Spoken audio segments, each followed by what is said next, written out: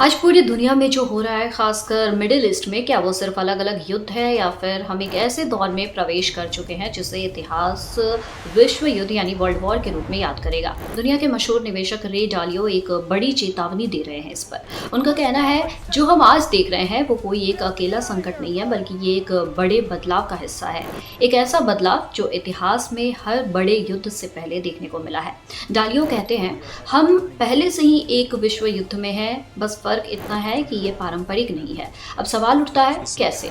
अगर आप ध्यान दें तो दुनिया के कई हिस्सों में एक साथ तनाव बढ़ रहा है। एक तरफ रूस यूक्रेन और पश्चिमी देशों के बीच टकराव, दूसरी तरफ इजराइल, गजा, लेबनान और सीरिया में संघर्ष, तीसरी तरफ यमन, सूडान और खाड़ी देशों में अस्थिरता, और साथ ही अमेरिका, ईरान और उसके सहयोगियों के बीच बढ़ता तनाव। डालियो का मानना है कि ये सभी युद्ध अब अलग अलग नहीं रहे, ये आपस में जुड़ चुके हैं और मिलकर एक बड़े वैश्विक संघर्ष का रूप ले रहे हैं, यानी वैश्विक युद्ध का। अब बात करते हैं उनके बिग साइकिल की। डालियो के मुताबिक इतिहास खुद को दोहराता है। जब किसी भी देश की आर्थिक ताकत कमजोर होने लगती है, राजनीतिक व्यवस्था डगमगाने लगती है और दुनिया का संतुलन बदलने लगता है, तब एक बड़े टकराव की शुरुआत होती है। बड़ी ताकतें कमजोर होने लगती हैं और नई ताकतें उभरती हैं। फिर शुरू होता है आर्थिक युद्ध, प्रतिबंध, व्यापार पर रोक, सप्लाई चेन पर दबाव। धीरे धीरे देश अपने अपने गुट बना लेते हैं और छोटे छोटे युद्ध बड़े संघर्ष की ओर बढ़ने लगते हैं।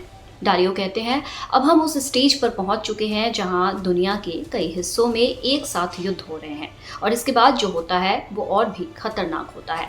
सरकारें अपने नागरिकों पर नियंत्रण बढ़ाती हैं, आर्थिक दबाव बढ़ता है, टैक्स बढ़ते हैं, कर्ज बढ़ता है और कई बार तो बाजार तक बंद करने की नौबत आ जाती है।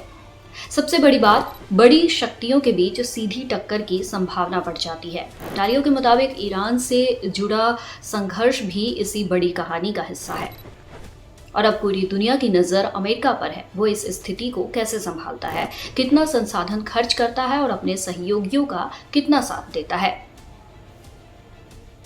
क्योंकि यही तय करेगा आने वाले समय में दुनिया का नया संतुलन कैसा होगा। डालियो का मानना है इस बिग साइकिल में विजेता और हारने वाले देश अब तय होने लगे हैं।